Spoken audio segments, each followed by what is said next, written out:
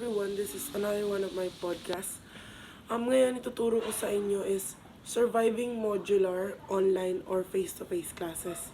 So mag-start muna tayo sa online, ay sa modular, kasi nanggaling tayo sa pandemic and yun yung doon ako pinaka nahirapan pagka, di ba, pag nagsasagot kasi paano mo malalaman yung sagot, di ka nga tinuruan.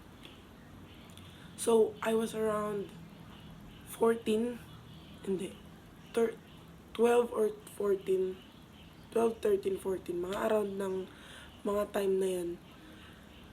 Nung una, kasi syempre grade 7 at saka grade 8 ako nag-modular.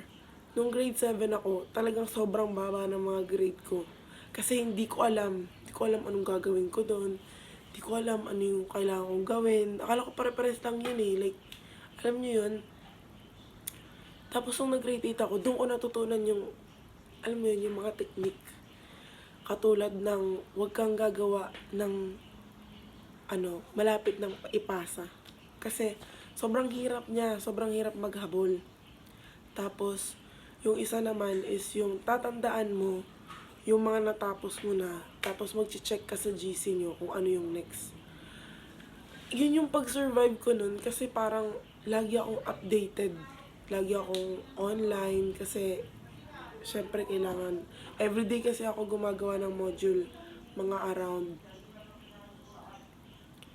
3 p.m. hanggang 6. So 3 hours yun. Sa 3 hours na yun natatapos ko na yung tatlong subject. So ilan yung subject namin yun? 8. Minsan 3, minsan 4. Tapos nung grade 8 ako, mas lalo kong naintindihan yung mga module na yun. Kasi mas nadalian na ako nung grade 8 ako. Yung online class naman, hindi ko siya na-survive talaga. Kasi talagang hindi ako pumapasok eh. Kasi parang yung iba doon, nagdadaldal lang. Yun. And then, yung face-to-face classes naman, para sa akin yun yung basic na pinakamadali. Kasi you got to interact with the people and the teacher.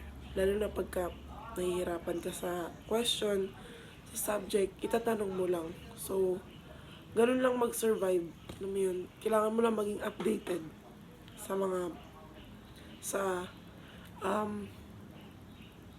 mga GC nyo. So, yun.